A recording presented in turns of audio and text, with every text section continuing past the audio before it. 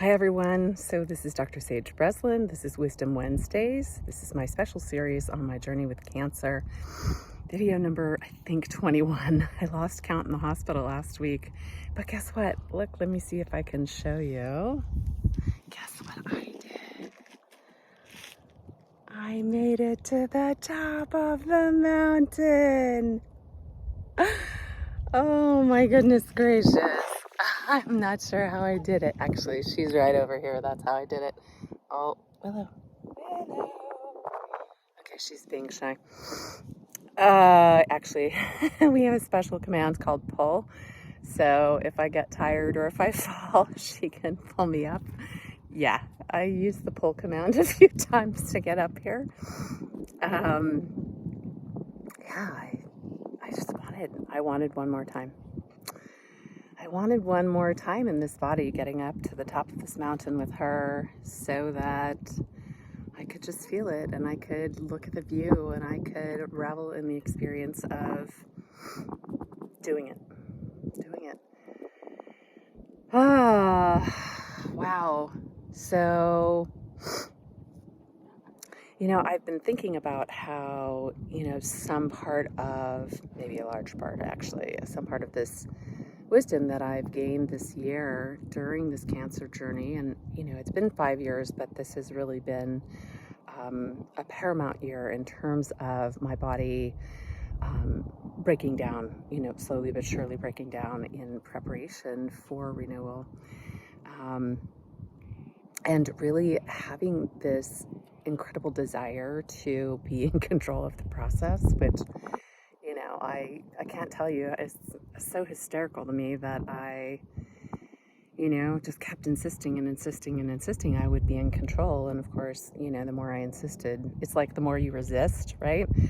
The more I insisted, the more intense the messages got about surrendering and about learning to open my hands, in ultimate queendom to receive, to accept and receive. And so a lot of that has been playing out for me. Just the needing to be present to what it means to let go.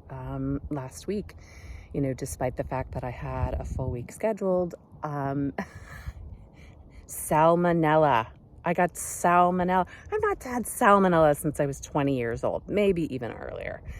No idea. I am a compulsive hand washer. The kids are as careful as they get. We don't eat anything from anywhere. And sadly, the only thing that I had to eat that was unusual or from somewhere else was a muffin from the hospital cafeteria. So I'm really hopeful it wasn't that, but I am far better now. Far fewer symptoms, no fever, all that good stuff, recovering. Thank God I'd had the Neupogen shot, because I think that increased my ANC and probably helped me fight it off, because otherwise, can you imagine being killed by salmonella when you're less than 2 weeks away from a transplant? Ah! So gladly that didn't happen.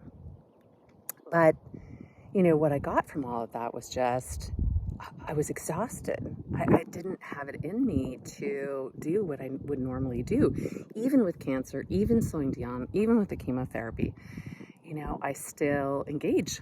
I love what I do. I love being involved in life. I don't want to just lay on the bed. And so I couldn't do more than that. I couldn't move. So I would do a little and then I would just pass out in bed. And I'd do a little and I would just lay down. And I would do a little and I'd say, okay, that's all I got. And maybe that's good preparation for what's to come. Maybe that is the beginning of my surrender to what this next 3 months will look like. I don't know. Never been through this before, so I don't know.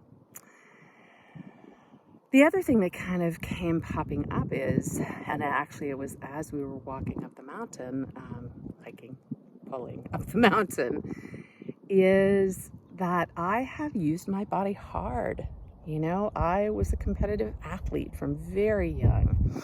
And, then as I got older, I drank and I smoked and I stayed up late and I partied hardy and I danced my ass off and I did all that stuff and I used my body up.